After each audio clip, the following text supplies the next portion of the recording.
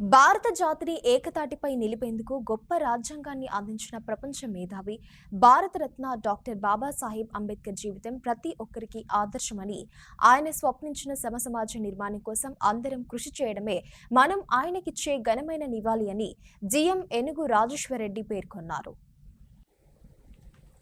Doctor Babasaheb Ambedkar జయంతి సందర్భంగా Krishna colony Ambedkar స్టేడియంలోని Ambedkar విగ్రహానికి వివిధ కార్మిక సంఘాల నాయకులు, అధికారులతో కలిసి ఏరియా జీఎం రాజేశ్వరరెడ్డి గజమాల వేసి నివాళులర్పించారు.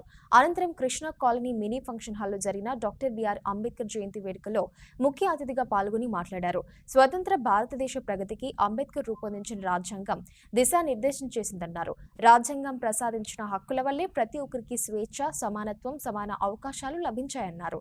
కార్మికులకు, మహిళలకు హక్కులను కల్పించిన ఆయన అన్ని వర్గాలకు సంబంధించిన వ్యక్తి అని కొనియాడారు. ప్రపంచంలోనే ప్రభావశీల వ్యక్తులు అంబేద్కర్ అగ్రగణ్యుడని కొనియాడారు. అంబేద్కర్ చెప్పినట్లుగానే విద్య ద్వారానే అవకాశాలను దక్కించుకోగలుగుతామని, ప్రతి ఒక్కరూ చదువుకు ప్రాధాన్యం ఇవ్వాలన్నారు. ఈ కార్యక్రమానికి పర్సనల్ మేనేజర్ కావూరి మారుతి అధ్యక్షత వహించి ప్రసంగించారు. ఎస్సీ ఎస్టీ అసోసియేషన్ ప్రతినిధులు ఎంవి రావు, గడిపే చక్రవాణి, Bukya Mohan, Ganesh, Kumaraswamy, SC లైనస్ officer Chandrashekar Rao, ST లైనస్ officer కల్తి Ramesh, అధికారుల సంఘం అధ్యక్షులు టి వెంకటరామరెడ్డి, గుర్తింపు సంఘం ఏఐటీసీ బ్రాంచ్ కార్యదర్శి మోటపలుకుల రమేష్, ప్రాతినిధ్య సంఘం ఐఎన్టీయూసీ నాయకులు హుస్సేన్, ఇతర అధికారులు, ఉద్యోగులు, సింగరేణి స్కూల్ పిల్లలు పెద్ద సంఖ్యలో పాల్గొన్నారు. మనకు అంబేద్కర్ గారు ఏదైతే 14th ఏప్రిల్ 1891లో జన్మించారో అప్పుడే అతను ఎవరో మనకు తెలియదు, కానీ భారతదేశానికి ఒక దిశ చూపెట్టిన నాయకుడు, నిజంగా బహుభాషా పౌరుడు. ఆ రోజుల్లో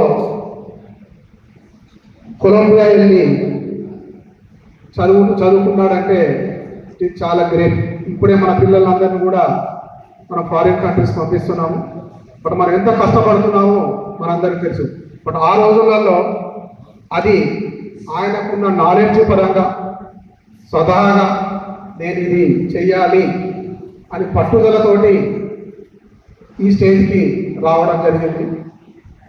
అంబేద్కర్ గారు లేకపోతే అసలు మనం ఉండేవాళ్ళం కావేమో అన్నది చాలా నిజం.